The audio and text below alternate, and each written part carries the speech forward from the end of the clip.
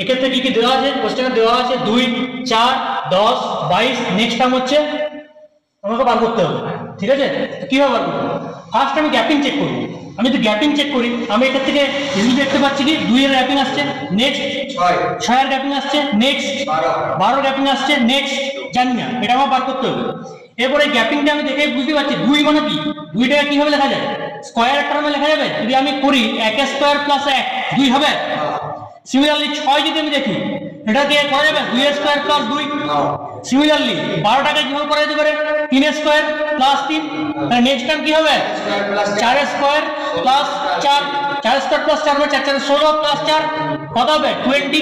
এই 20 আরো অ্যাড হয়ে যাবে, 22 এর সঙ্গে 20 অ্যাড হলে কত হবে? 42। This is the answer, option number C. Sir আমরা 6টা